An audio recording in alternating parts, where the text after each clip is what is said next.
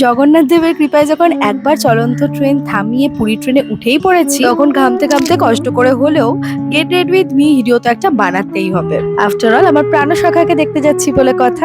বহুদিনের ইচ্ছে ছিল যে বিবার একটা এথনিক কালেকশন কিনবো, তো এবারের পুজোয় প্যান্টালুন্স থেকে কিনেও ফেললাম 6,000 টাকা দিয়ে। দামটা এই কারণেই বললাম কারণ এটা আমার নিজের রোজগারে কেনা, আর নিজের রোজগার থেকে শখ পূরণের আলাদাই মজা। জামাটা কেনা মাত্র আমি এটাই ভেবেছিলাম যে পুজোয় না পড়ে এটা আমি আমার জগন্নাথ দেবের কাছে গিয়ে পরবো। আমার জীবনের প্রত্যেকটা ভালো কাজ শুরু হয়েছে তাকে কেন্দ্র করেই, সেটা আমাদের নতুন ইউটিউব চ্যানেল হোক কিংবা আমাদের নতুন বিজনেস। কোইন্সিডেন্টালি প্রতিবার যখনই কিছু নতুনের শুভারম্ভ হয়েছে তখনই আমি তার দরবার থেকে ডাক পেয়েছি, কিন্তু এবার ঘটলো এক বিপত্তি।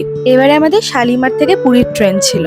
8 ঘন্টা ধরে 3-4 জন মিলে ক্যাব বুক করার চেষ্টা করেও ক্যাব না পেয়ে অবশেষে একটা হলুদ ট্যাক্সি করি। সেই ট্যাক্সি ড্রাইভার না চেনেন রাস্তা এবং এতটাই স্লো গাড়ি চালাচ্ছিলেন যে প্রতিটা জ্যামে ফেসে প্রতিটা সিগন্যালে দাঁড়িয়ে আমি এক প্রকার আশা ছেড়ে দিয়েছিলাম যে ট্রেনটা পাবো বলে। কেন বিলিভ 8:35-এর ট্রেন 8:30-তেও আমরা দ্বিতীয় হুগলি সেতুতে উঠতে পারিনি। কায় মনোবাক্যে শুধু প্রভু জগন্নাথ আর আমার মা শ্যামসুন্দরীকে ডেকেছি ম্যাজিক দেখানোর জন্য। ট্যাক্সি থেকে নামার সাথে সাথেই ট্রেনের হর্ন পেলাম এবং চোখের সামনে থেকে ট্রেনটা ছেড়ে যেতে দেখলাম। পাগলের মতো পুলিশ গার্ড সবাইকে রিকোয়েস্ট করতে থাকলাম যে প্লিজ একটু ট্রেনটা স্লো করুন যাতে আমি উঠতে পারি। আর স্বাভাবিক, যেখানে ট্রেন এতটা স্পিড নিয়ে নিয়েছে সেখানে কিভাবেই বা তারা থামাবেন। প্রচন্ড কষ্টে চোখে জল চলে এসেছিল আর বুক ফাটা অভিমানে শুধু তাকে অভিযোগ করেছিলাম কেন এবারটা ফিরিয়ে দিলে আমার। ট্রাস্ট মি, আমার এখনো গায়ে কাটা দিচ্ছে এটা বলতে গিয়ে যে চলন্ত ট্রেন চোখের সামনে থেমে গেল।